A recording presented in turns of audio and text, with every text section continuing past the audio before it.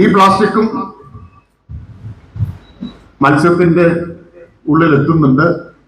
അത് മത്സ്യത്തിലൂടെ മനുഷ്യരിൽ എത്തുന്നുണ്ട്. മൈക്രോ പ്ലാസ്റ്റിക്കിന്റെ അംശം കൂടുതലാക്കും.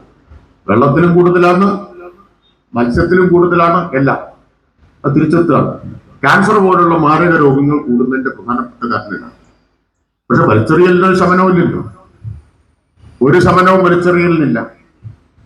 2 ആഴ്ച മുമ്പ് ഞാൻ എരവികുളം നാഷണൽ പാർക്കിൽ പോയി, മൂന്നാറിൽ.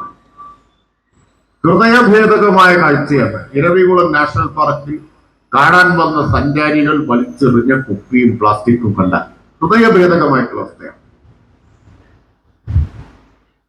സാമൂഹ്യ വിരുദ്ധരെന്ന് മാത്രം എത്ര ആളുകളെ വിശേഷിപ്പിക്കാൻ പറ്റും? ഇതല്ലേ സ്ഥിതി. നാട് നീളെ ഇപ്പൊ ഈ വഴി നീളെ നമ്മുടെ ബോട്ടിൽ ബൂത്ത് വെച്ചിട്ടുണ്ട്. ബോട്ടിൽ ബൂത്തിന്റെ അടിയിൽ ഒരു 4-5 കുപ്പി കാണും. അതിനൊരു 10 ഇരട്ടി റോഡിലും കാണും. അല്ലേ? സാമൂഹ്യ വിരുദ്ധരെന്നല്ലാതെ എന്താണ് ഇത്തരം ആളുകളെ വിശേഷിപ്പിക്കുക? ഇതില്ലാത്തോണ്ടല്ല, അതുണ്ടെങ്കിലും റോട്ടിലിട്ടാലേ സമാധാനമാവും. റോട്ടിലിട്ടാലേ സമാധാനമാവും. കയ്യിലുള്ള പ്ലാസ്റ്റിക് കവർ